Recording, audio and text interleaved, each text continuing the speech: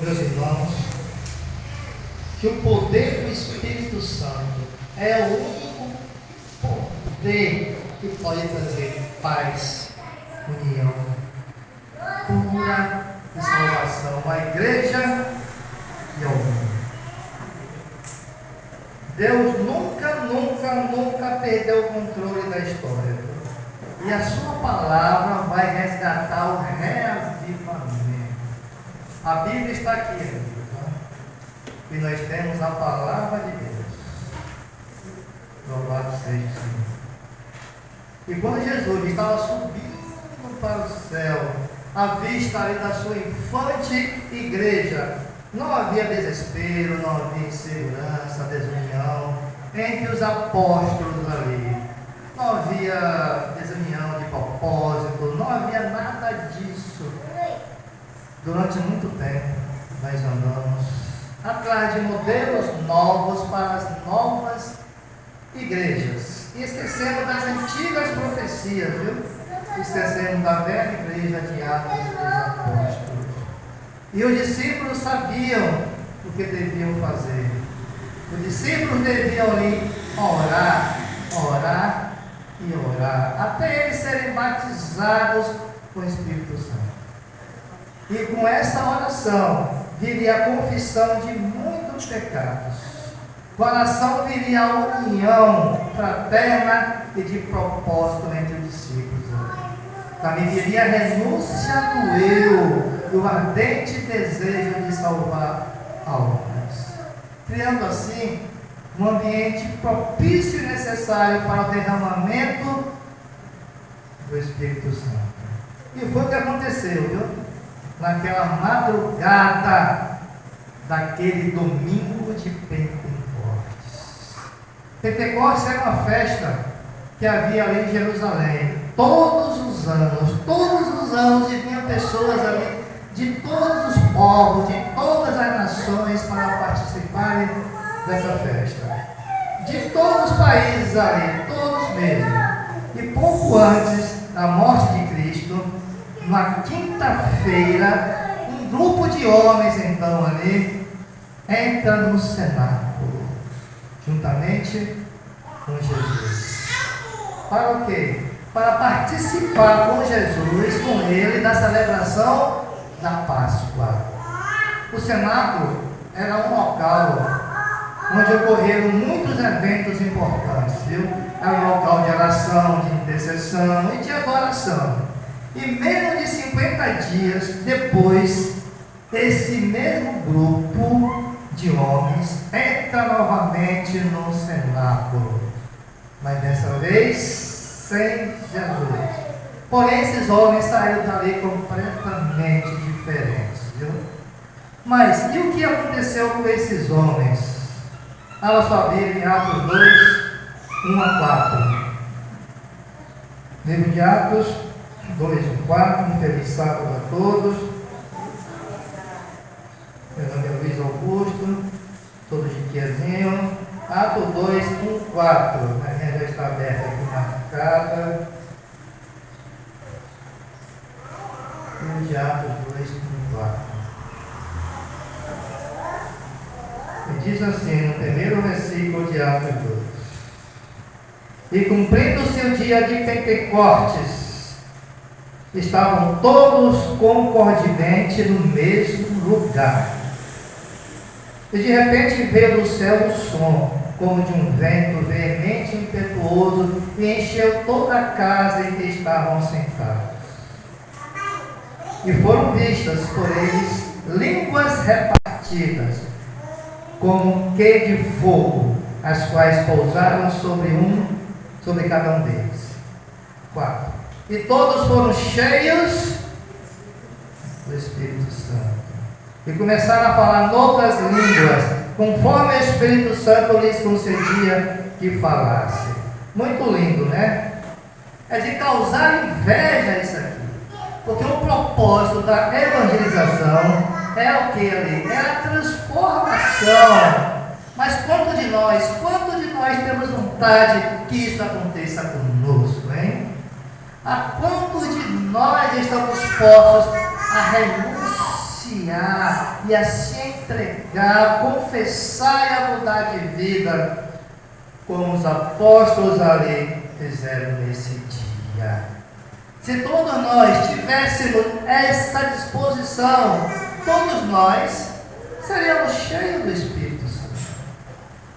Se o cumprimento da promessa lá, que está em Joel 2, 23 a 28, não é visto como deveria ser, é porque a promessa não é apreciada como deveria ser. Como explicar então, igreja? Como? Igrejas desanimadas, como nosso irmão Lisvaldo falou mais cedo aqui um pouco, e até vazias, né? Estou sentindo a volta aqui de alguns membros que nós já conhecemos, que estavam sempre aqui. Igrejas secas, vazias, sem alma, sem o Espírito Santo de Deus, que é oferecido sem medidas para nós e sem limites a todos quantos lhe pedirem o poder que vem do alto. Vidas secas é um clássico da literatura brasileira do alagoano Graciliano Ramos. Essa história narra ali uma família lá no sertão que não tinha nenhuma perspectiva de vida, de melhoria, de nada, de futuro, não tinha nada, que não tinha esperança. Essa família não tinha estudo, não tinha vidas, eram vidas vazias, vidas secas. E o cristão que não tem o Espírito Santo tem uma vida seca, vazia, destituída de qualquer futuro, de qualquer esperança. Estamos vivendo uma sequidão, estamos numa debilidade espiritual. Faltam pregadores, mensageiros, pessoas para fazer o trabalho de Deus. Eis-me aqui, Senhor. Diga isso para o Senhor. Nesses 2000 anos de história do cristianismo, nós estamos vivendo um afastamento de Cristo e sem paralelo. Quando levante aqui, o tempo está curto, irmão, muito curto para reverter essa dramática situação. Assuntos de menor importância estão ocupando a nossa atenção. E o divino poder é necessário, muito necessário para o crescimento e prosperidade da igreja. É o Espírito Santo, é Ele que trará todas as bênçãos, é o poder do alto, é o que está faltando, amigos, e nós, ainda que Ele seja oferecido aí a todos nós, infinita plenitude está faltando. A igreja apostólica primitiva, ela surgiu como? De um encontro, de um grupo de 12 homens, que resolveram ali se unir, 12, naquele cenáculo. Eles se reuniram ali para buscar o Espírito Santo, Pentecoste. Essa união era tão preciosa e tão poderosa que impediu até que o Espírito Santo descesse. Veja bem, enquanto eles não aparassem ali, resolvessem todas as divergências que haviam entre eles, entre os 12, eles repararam isso, eles se uniram, esvaziaram-se. Era uma causa só, era o único propósito desses 12 homens. Não é à toa que nós estudamos aqui em Atos 2:1, que estando eles o quê? Reunidos em um mesmo lugar. O Espírito Santo ali, então, ele desceu sobre eles. Eles não estavam ali reunidos apenas para orar. Não, em um mesmo lugar. Não, eles estavam ali reunidos e unidos em um só propósito, um único propósito. E ali naquele local, reunidos, unidos, eles colocaram todas as suas divergências, colocaram todo o desejo de supremacia supremacia que havia entre eles para fora. Eles uniram-se em uma íntima comunhão cristã. Naquele dia, naquela madrugada do domingo, eles aproximaram-se mais e mais de Deus e fizeram essa entrega total. Ali eles sentiram que era um imenso privilégio que lhes foram concedidos estarem ali, que era associar-se tão intimamente com Cristo. Isso fez toda a diferença na vida deles, dos 12 apóstolos, e também na afirmação da igreja. Isso foi uma condição indispensável para receber o poder do Espírito Santo, porque sem a qual não haveria igreja. Queridos, sem união, sem unção, não há comunhão. Sem união não há poder, e sem poder não há igreja. Sem poder não há igreja sem Pentecostes. Se Deus tirasse o Espírito Santo deste mundo hoje, boa parte daquilo que a igreja está fazendo hoje prosseguiria. Sim, boa parte, viu? Como se nada tivesse acontecido. E ninguém talvez notaria a diferença. Mas se Deus tirasse o Espírito Santo da igreja apostólica, ela deixaria de funcionar e de existir. Estão comigo? Ok? Então olha para mim, igreja. A igreja apostólica nasceu de uma explosão, de um poder, de um derramamento. A chegada do Espírito Santo foi um marco, foi um fenômeno, foi um ícone, foi um prodígio jamais visto e por isso jamais esquecido. Fazer trabalho missionário, fazer missão, sair às ruas aqui do Eldorado, levar folhetos, levar uma palavra, dar estudo bíblico, entregar o livro grande no frito, né? Tudo isso aqui é muito importante, mas não substitui a unção do Espírito Santo em tua vida, meu irmão, minha irmã. Essa unção só pode ser alcançada através da sua comunhão individual, solitária e intransferível de cada cristão. Isso é único, é eu, você e Deus apenas. É você e Deus no seu lugar secreto. Isso é o requisito necessário para realizar a união e alcançar o poder lá do alto. A união é uma condição. Você vir aqui aos cultos, você participar de programas espirituais pela internet, quem sabe, você juntar-se, reunir-se em pequenos grupos durante a semana ou aos sábados, tudo isso também é muito importante, viu? Mas nada disso substitui a sua comunhão pessoal, individual com Deus. Ei, sem comunhão não há salvação, meu irmão. Não é. Sem comunhão não há poder do alto, que vem do alto. Atos 1, versículo 8. Alguém poderia ler? Mas recebereis poder ao descer sobre vós o Espírito Santo. Amém. Sereis minhas testemunhas, tanto em Jerusalém, como em toda a Judeia e Samaria, e até os confins da terra. Quando aqueles homens, aqueles apóstolos, quando eles entraram ali naquele cenáculo pela segunda vez, eles estavam dispostos a qualquer coisa para receber o cumprimento da promessa de Jesus. E se existe um caminho para receber este poder, conforme o Shema Israel, que é a oração principal da Bíblia, viu? Que está em Deuteronômio 6,4, que diz: que é buscando de todo o coração, que é buscando de toda a alma, de todo o entendimento, de todas as suas forças.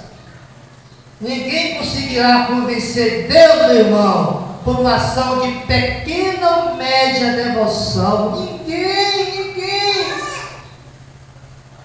Quem receber este poder, o receberá após esvaziar-se de todo o seu ego, de todo o seu orgulho e de todo o desejo de supremacia, de superioridade. O Espírito Santo foi a primeira graça que Jesus enviou do céu aos seus discípulos. Está no livro de Atos 2, que nós estudamos. E também será a última graça que será derramada sobre essa terra, em forma de uma chuva temporal celeste, selando os fiéis, selando o servo de Deus e trazendo à terra a tão esperada mensagem para indignar sua vida, viu? Sim. E assentá-lo na suprema vontade divina. Aqueles homens ali que entraram naquele cenáculo queriam se encontrar com Deus. E muitos como aqueles homens que têm sede hoje, muitos como aqueles homens hoje têm sede, irmãos.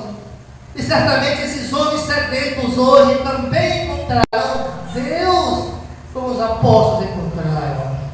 Como os apóstolos ansiavam ali pela unção do Deus vivo. Leia o Salmo 42, leia. O pastor Daniel Lute, que pastor cantou, ele fez uma canção, viu? Com esse Salmo 42, mais ou menos assim.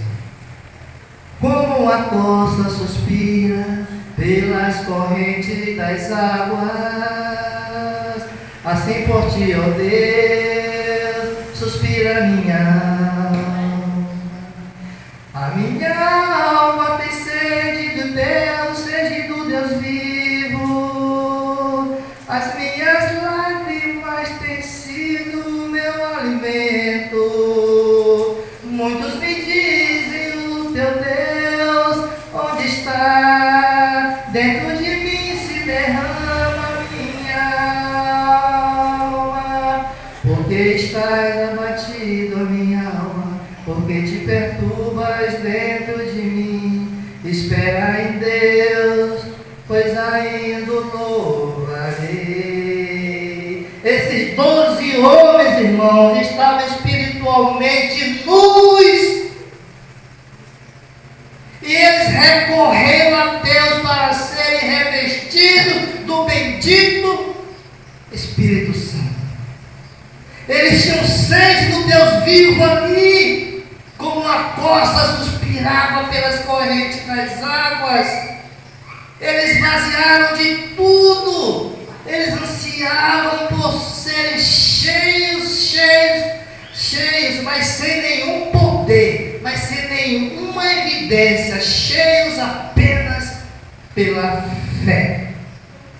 Eles permaneceram ali unidos, reunidos, até serem revestidos do poder prometido. E a ênfase que Jesus deu não foi que eles permanecessem ali por 10 dias em Jerusalém. Jesus pediu a eles: olha, vocês vão ficar aqui 10 dias em Jerusalém, antes da chegada do Pentecoste. 10 dias vocês aqui, antes de Jesus ascender. Assim que ele ascendeu, Jesus deu essa ordem, mas os discípulos queriam sair ao mundo para dizer que Jesus ressuscitou, que ele vive. Só que eles não estavam prontos para essa evangelização. E Jesus disse: fiquem 10 dias aqui em Jerusalém, 10 dias antes do Pentecoste, orando, jejuando, clamando, se entregando. E assim eles fizeram. Mas a ênfase que ele deu não foi apenas que permanecesse 10 dias, mas que eles permanecessem até que recebessem o Espírito Santo e fossem reavivados. Reavivamento é o que precisamos, irmãos. A ênfase não está aqui no tempo que que Jesus deu, 10 dias, não, está terminado. A ênfase está no cumprimento da promessa. Enquanto eles não recebessem essa promessa, eles não deixariam de clamar ali esses 10 dias por essa promessa, o poder do alto. E no Pentecostes ali, eles desprovidos de tudo. Os apóstolos suplicavam como mendigos pela riqueza da graça de Deus. Então aquele bando de medrosos, 12 homens, tornou-se ali um grupo de mensageiros ardentes, abrasados, e saíram a proclamar o Evangelho depois do Pentecostes. Embora eles não dispusessem, tivessem espadas, eles venceram o poderoso Império Romano.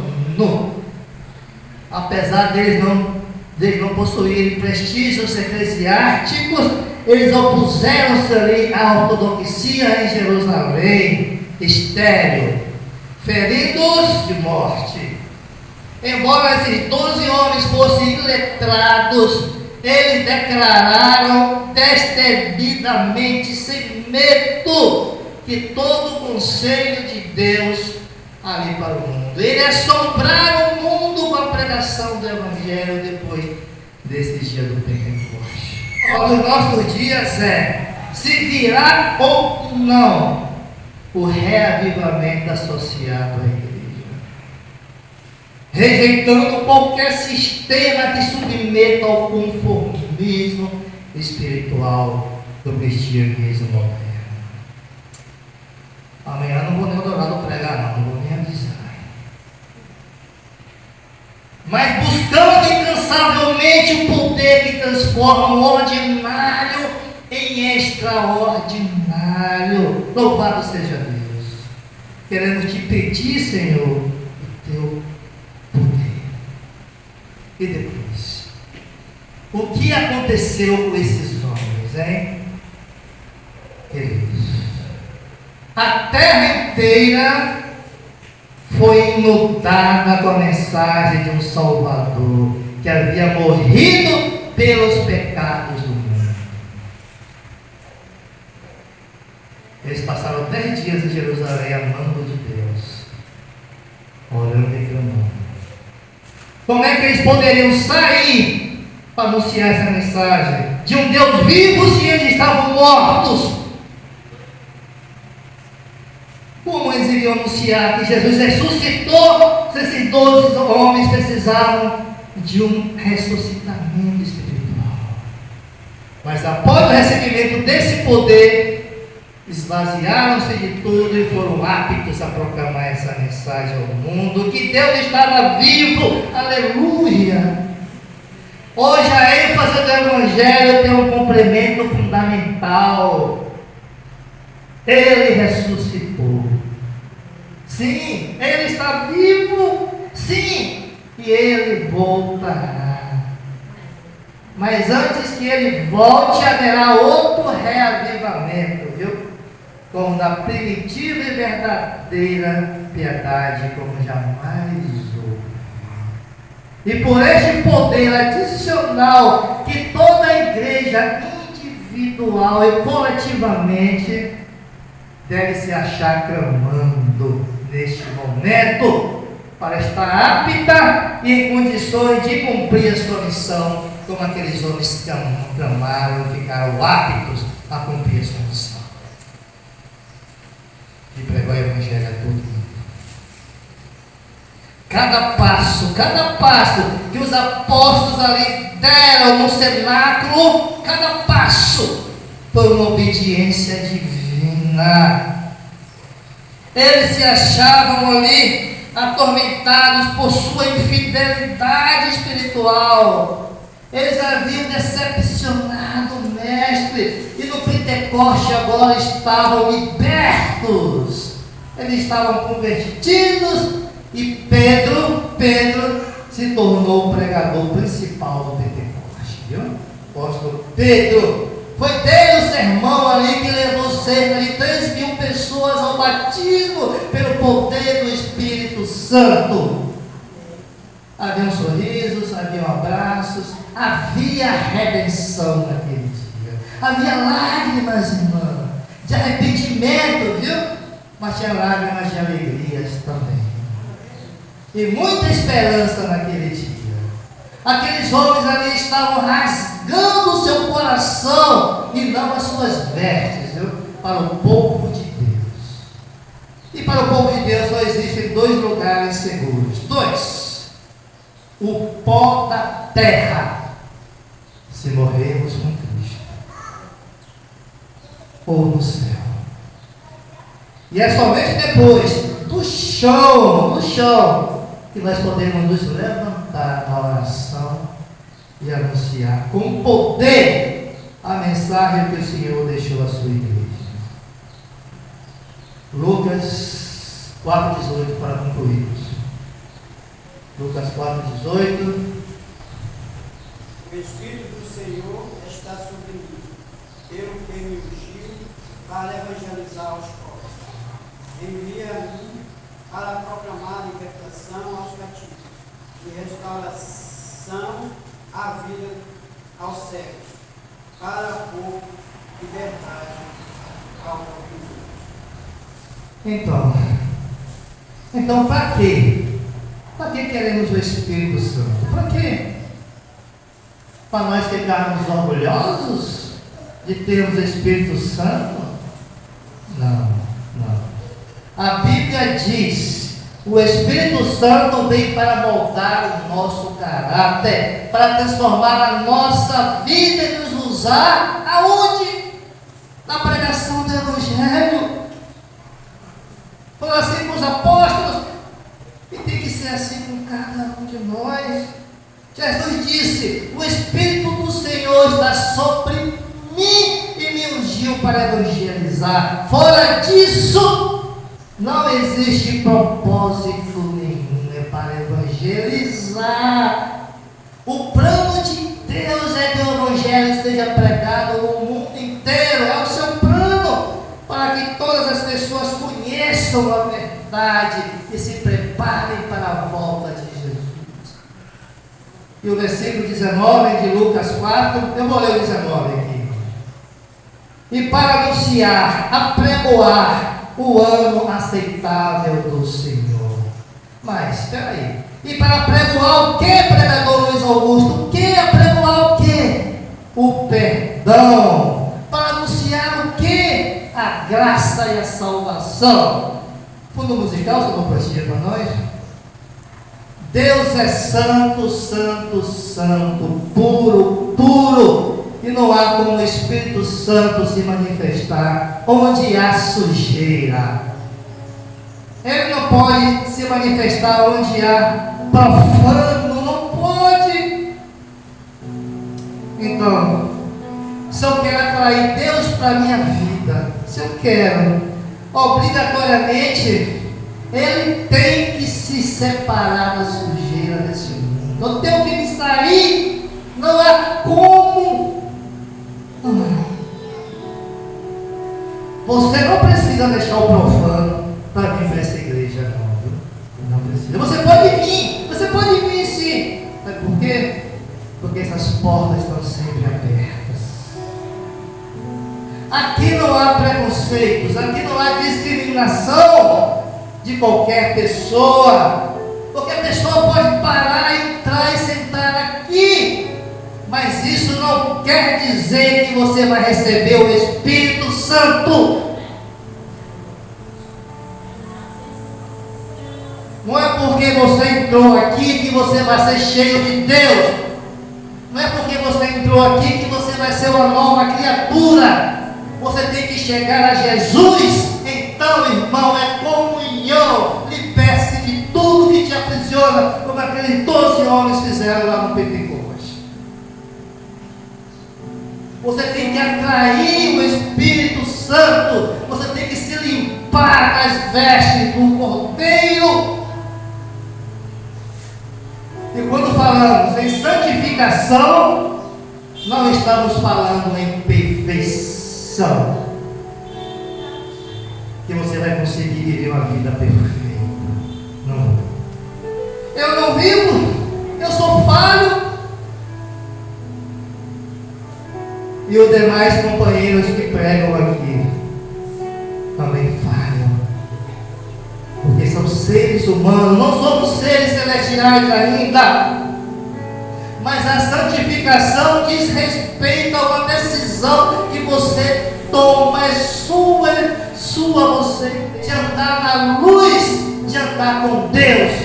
Você vai falhar, vai, porque você é falho, perfeito, só Jesus. Mas você vai viver fazendo isso diariamente, uma luta para fazer a vontade de Deus.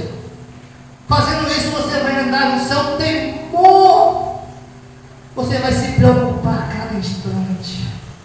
Se fosse Jesus aqui, o que ele faria nesse momento? Vai te levar a reflexões, a decisões, a escolhas do que você está falando, do que você está fazendo, se aquilo está cheirando bem ou mal para você, ou para o seu irmão, ou para Deus, agradando ou não a Ele. Isso é santificação, não é perfeição. Enquanto eu falo com você aqui, o Espírito Santo está aí, entre nós. Ele está em toda a terra, irmão. Ele é maravilhoso.